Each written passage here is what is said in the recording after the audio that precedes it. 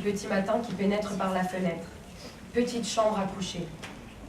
Raphaël, jeune femme d'une vingtaine d'années, petite, blonde aux yeux bleus, ouvre difficilement les yeux. Elle est allongée dans un lit d'appoint, dans une minuscule chambre à coucher toute confinée.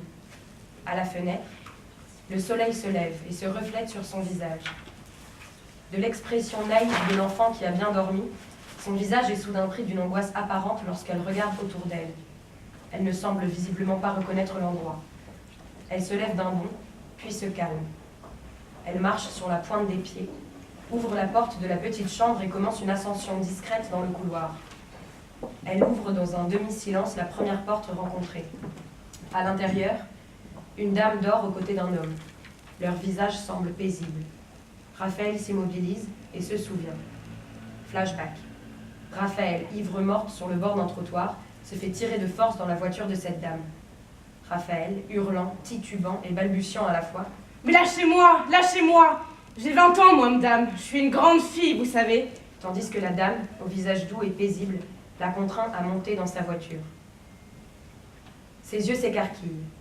Elle referme doucement la porte et d'un pas plus décidé, marche jusqu'à la salle de bain, entr'ouverte au bout du couloir. Une fois à l'intérieur, elle ferme la porte et s'assoit violemment sur la cuvette des toilettes. Elle fait face à son reflet dans le miroir.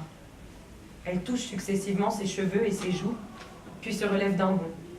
Elle s'approche du miroir jusqu'à être presque complètement collée à son reflet. La rage se lit nettement sur son visage. Elle prend des ciseaux laissés sur le lavabo, tire violemment quelques mèches de cheveux et les coupe. Elle est prise de frénésie, et en l'espace de quelques secondes, elle a retiré une bonne dizaine de centimètres en longueur.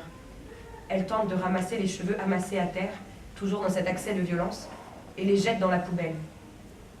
Elle se met ensuite à retourner les tiroirs de fond en comble, et se calme lorsqu'elle met enfin la main sur une trousse à maquillage.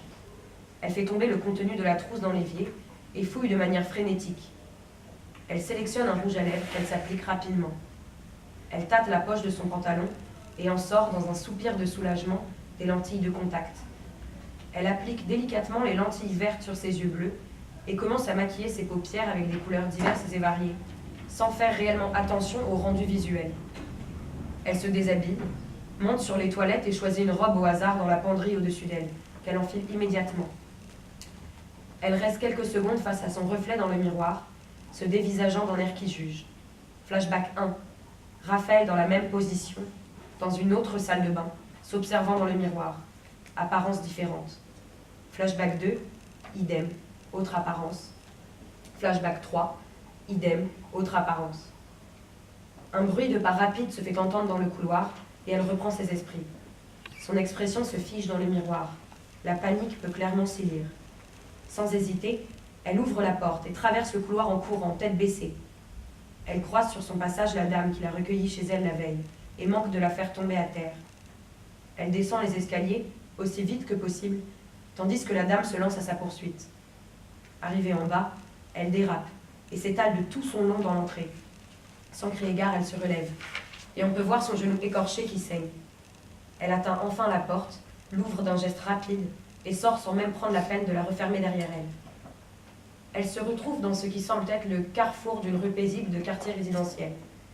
Ne sachant quelle direction prendre, elle se retourne, croise le regard de la dame restée sur le pas de la porte, l'air complètement médusé. Elle part à droite, en courant. Extérieur. Terrasse de café sur une petite place. La vie commence, les commerçants ouvrent peu à peu. Petit matin, plein soleil. On retrouve Raphaël assise en terrasse d'un petit café qui compte sa monnaie étalée sur la table.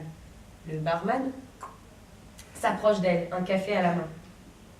Range tes pièces, va. Celui-là est pour moi. La soirée fut agitée, apparemment. J'ai l'air si fatiguée.